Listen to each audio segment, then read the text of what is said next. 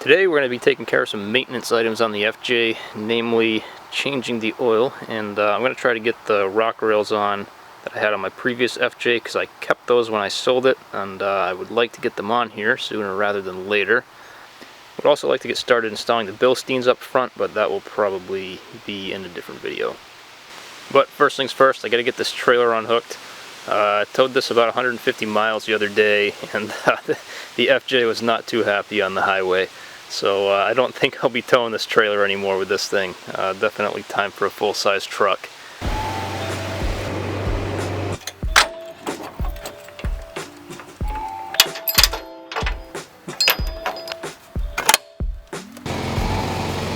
Now, oil can be very controversial, so I'm not going to get too much into what I'm using and why. However, I will say that the Mobil one, full synthetic, is what I generally prefer to use. And for a filter, I generally will go with a Napa Gold filter like you see here, or if I'm near a Toyota dealer when it's time for an oil change, I'll stop in and grab an actual Toyota filter. And that's all I have to say about that. So I'm going to go take the FJ for a quick ride, get the engine warmed up so the oil flows out well, and we'll go ahead and get this done.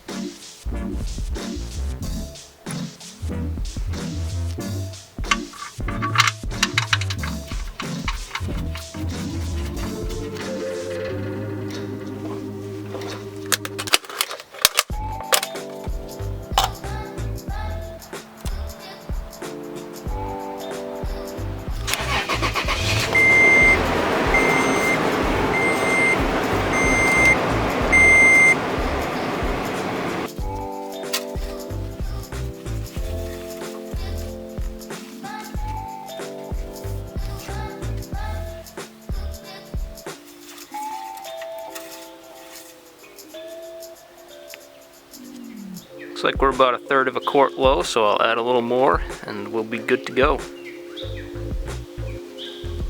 Perfect. And of course, the most important part of any oil change is resetting the oil change reminder light.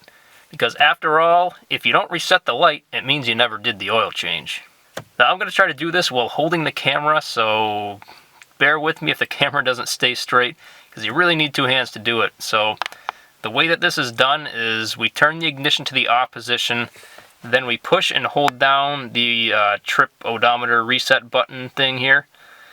And while we're holding that down, we turn the ignition on, then a bunch of dashes will show up on the odometer, and as soon as those dashes go away, then the light has been reset.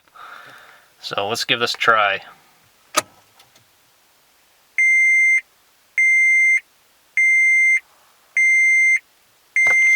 And there we go.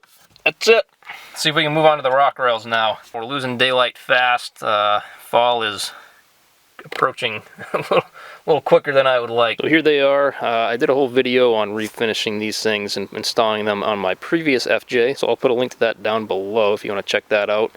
But we're just going to go ahead and try to get these installed on this FJ now. So those rock rails have 4 mounting points along the frame, and there are already nuts welded to the inside of the frame, lucky for us, at all those locations. And this frame has been painted, but it was pretty rusty before it was painted.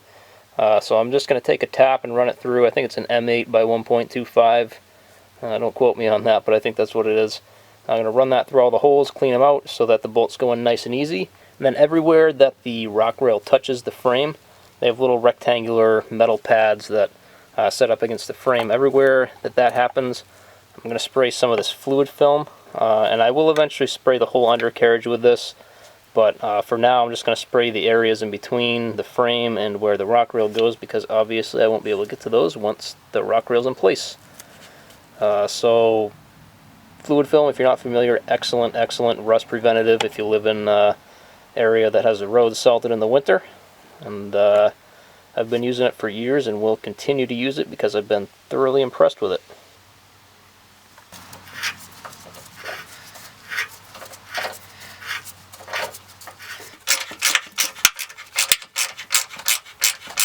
See, I've got the fluid film sprayed on everywhere.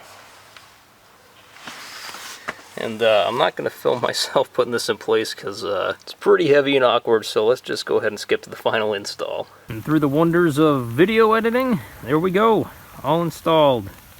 If it's not too obvious just by looking at this thing, I'm kind of trying to go for a stealth type of build, where I can park it somewhere and somebody walking by who doesn't really know what they're looking at won't look at it twice. I think that's kind of the opposite of what a lot of people want to do with their rigs.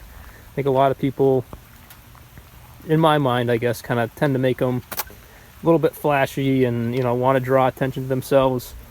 Where with this one, I would really like to keep it not really recognizable. Because the end goal, which I talked about a while back with the FJ, is kind of to make it a stealth overlanding rig. So let's say that we're camping somewhere, urban camping, whatever, stealth camping, really don't want to be picked up on. So, we've got the stealth kind of front winch bumper going on here. So we've got a winch, we've got recovery points, but it still kind of looks like a factory bumper. And I have a license plate bracket that mounts right over the winch that covers it up, and that makes it really not noticeable at all unless you're looking for it.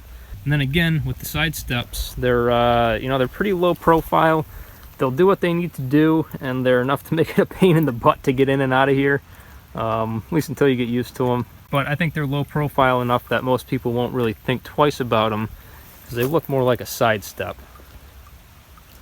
So anyway, that's all we've got today. Thanks as usual for watching. If you liked what you saw, go ahead and hit that like button. If you didn't, go ahead and do it anyway.